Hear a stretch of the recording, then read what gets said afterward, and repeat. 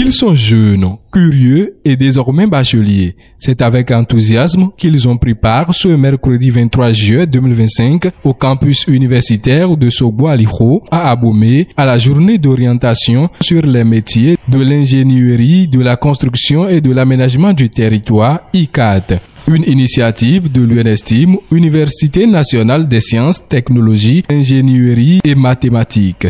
Professeur Ouseni Aruna, co-leader des formations en licence et doctorat de géomatique. Je vous dis vraiment félicitations pour avoir décroché le bac. Cette séance d'aujourd'hui est une séance très très importante parce que après le bac, c'est un nouveau cycle qui commence. Et à ce niveau, il faut vraiment pouvoir bien choisir. Quelle filière je dois choisir? Est-ce que j'ai les compétences? Ce qui est important, après, qu'est-ce que je vais faire? D'abord, si vous choisissez mal, ce n'est pas très sûr que vous puissiez avoir votre diplôme. Deuxièmement, si vous choisissez mal, après la formation, ce n'est pas sûr que vous trouvez un travail. Donc c'est pourquoi cette séance d'aujourd'hui est vraiment très très importante. Pour pouvoir bien choisir, pour pouvoir bien conjuguer le verbe choisir, il faut avoir l'information. Et c'est dans ce cadre que la séance d'aujourd'hui s'inscrit. Il y aura d'autres séances également qui seront organisées. Docteur Yvette Tankpinou Kiki, directrice adjointe de l'Institut Lokosa, co-leader du Master Bâtiment Travaux Publics et Construction Durable. Aujourd'hui, nous sommes en train de faire, dans le cadre du projet PEA2, des journées métiers en vue d'orienter les nouveaux bacheliers, les titulaires d'une licence, les titulaires de master, les professionnels. En fait, ICAT, c'est l'ingénierie de la construction et de l'aménagement du territoire et nous sommes là pour leur présenter les offres. L'UNESTIM est une université thématique qui se consacre au STEAM, c'est-à-dire aux sciences, technologie, ingénierie et mathématiques. Nous insistons plus sur les filières portées par le projet PEA2 ICAT, à savoir les filières de bâtiments, travaux publics et construction durable et la filière géomatique, ville et territoire durable. Ce sont des filières porteurs d'avenir, c'est-à-dire celui qui s'engage dedans est rassuré qu'à la fin de sa formation, il aura un emploi, non seulement un emploi, mais un emploi décent. Et ils ont bien suivi avec assiduité. Donc, venir à l'ingénierie, il faut avouer que c'est pour ceux qui ont une certaine compétence, qui maîtrisent davantage les notions de mathématiques, physique, chimie et anglais. La science a permis aux participants de découvrir l'univers académique de l'UNESTIM, les différentes opportunités professionnelles liées aux filières scientifiques, technologiques, d'ingénierie et surtout les démarches concrètes pour s'y inscrire. Les responsables de l'université ont su captiver leur auditoire avec des présentations détaillées sur les métiers du futur et les innovations intégrées dans le projet ICAT. Le chef scolarité de l'Institut, Dr Wilfried Adiou, donne ici plus d'explications.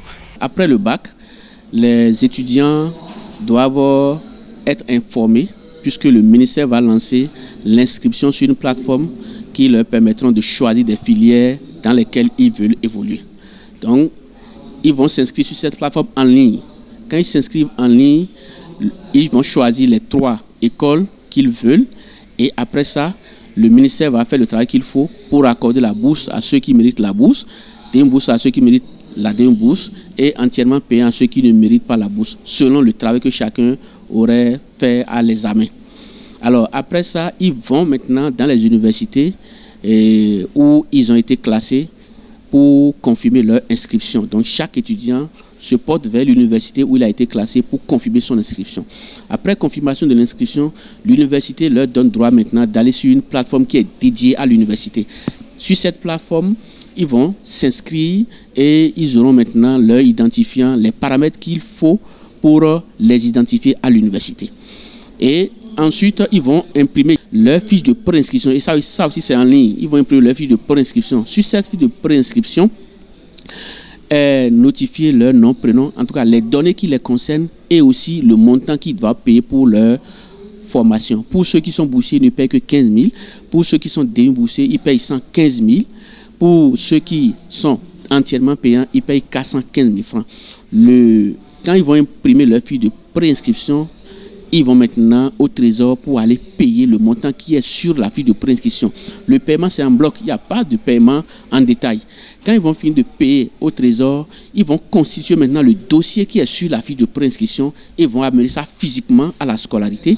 La scolarité va vérifier le dossier et leur donne maintenant la main de repartir sur la plateforme pour aller imprimer ce qu'on appelle la fiche de validation.